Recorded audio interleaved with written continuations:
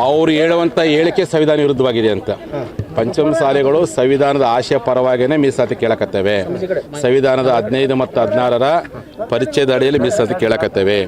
ಅದಕ್ಕೋಸ್ಕರವಾಗಿ ನಾವು 2 ವರ್ಷಗಳ ಕಾಲ ಇಡೀ ರಾಜ್ಯಾದ್ಯಂತ ಹಿಂದಿನ ಸರ್ಕಾರದ ಮೂಲಕವಾಗಿ ಸಾಮಾಜಿಕ ಶೈಕ್ಷಣಿಕ ಸಮೀಕ್ಷೆ ಮಾಡಿಸಿದ್ದೇವೆ.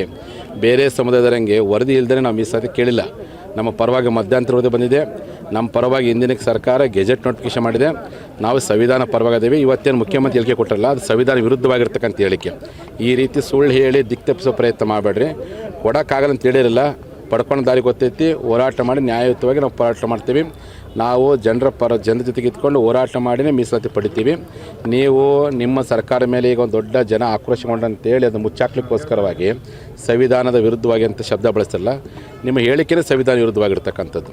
ಪಂಚಮಸಾಲಿಗಳೆಂದು ಸಂವಿಧಾನ ವಿರುದ್ಧ ಹೇಳಿಕೆ ಕೊಟ್ಟಿಲ್ಲ. ಸಂವಿಧಾನ ಪರವಾಗಿದ್ದಾವೆ.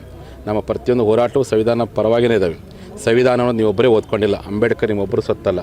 ಇಡೀ 140 ಕೋಟಿ ಭಾರತೀಯರ ಸ್ವತ್ತು, 140 ಕೋಟಿ ಜನರ ಸ್ವತ್ತು. ಈ ರೀತಿಯಾಗಿ ಅಧಿವೇಶನದಲ್ಲಿ ಆ ಸಂವಿಧಾನದ ವಿರುದ್ಧವಾಗಿ ಅಂತ ಶಬ್ದ ಬಳಸೋದು ಅದು ಇಡೀ ಲಿಂಗಾಯತರಿಗೆ ಮಾಡಿದಂಥ ದೊಡ್ಡ ಅವಮಾನ. ನಾವು ಬಸವಣ್ಣವರ ಆಶಯದವರು. ಬಸವಣ್ಣವರು ನೀವು ಸಂವಿಧಾನ ಅಂಬೇಡ್ಕರ್ಗಿಂತ ಮುಂಚಿತವಾಗಿ ಬಸವಣ್ಣವರು ಸಂವಿಧಾನ ಕೊಟ್ಟವರು. ಬಸವಣ್ಣ ಮತ್ತು ಅಂಬೇಡ್ಕರ್ ಗೌರವ ಕೊಟ್ಟಂಥ ಸಮಾಜ. ಈ ರೀತಿಯಾಗಿ ಸಂವಿಧಾನ ವಿರುದ್ಧವಾಗಿ ಅಂತ ಶಬ್ದ ಬಳಸೋದು ಇಡೀ ನಮ್ಮ ಲಿಂಗಾಯತರು ಅವಮಾನ ಆಗುತ್ತೆ. ನಾವು ಲಿಂಗಾಯತರು ಸಂವಿಧಾನ ಪರವಾಗಿದ್ದೀವಿ. ಸಂವಿಧಾನ ಆಶಯವಾಗಿ ಮೀಸಲಾತಿನ ಪಡಿತೀವಿ. ನೀವು ವಿನಾಕಾರಣ ಈ ರೀತಿ ಸುಳ್ಳು ಹೇಳಿ ಏನಾದರೂ ಹೋರಾಟಗಾರರನ್ನ ಹತ್ತಿಕ್ಕೋ ಪ್ರಯತ್ನ ಮಾಡ್ತೀವಿ ಅಂದರೆ ಅದು ನಿಮ್ಮ ಕನಸಿನ ಮಾತು. ನಾವು ಹೋರಾಟ ಪಡ್ತೀವಿ. ನೀವು ಕೊಡದಿದ್ರೇ ಐತಿ ಮುಂದೆ ಬರೋ ಮುಖ್ಯಮಂತ್ರಿ ಮೂಲಕ ನಿಮ್ಮ ಹೆಸರು ಪಡಿತೀವಿ ನಾವು.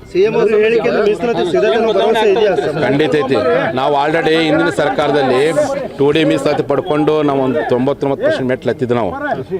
ಇವರು ತಮಗೆ ಮೀಸಲಾತಿ ಕೊಡೋಕ್ಕಾಗಲ್ಲ ಅಂತ ನೇರವಾಗಿ ಹೇಳಾರ್ದೇ ಈ ರೀತಿಯಾಗಿ ಅಧಿವೇಶನದಲ್ಲಿ ಸುಳ್ಳು ಹೇಳೋ ಪ್ರಯತ್ನ ಮಾಡಕತ್ತಾರೆ. ಮೀಸಲಾತಿನ ಪಡೆದೇ ಪಡಿತೀವಿ. ಆ ನ್ಯಾಯವನ್ನು ಪಡೆದೇ ಅದು ನಮ್ಮ ಹಕ್ಕು. ನಾವು ಬಿಡೋದಿಲ್ಲ ಅಂತೇಳಿ ಮತ್ತೊಮ್ಮೆ ಸ್ಪಷ್ಟವಾಗಿ ಹೇಳಿಕೆ.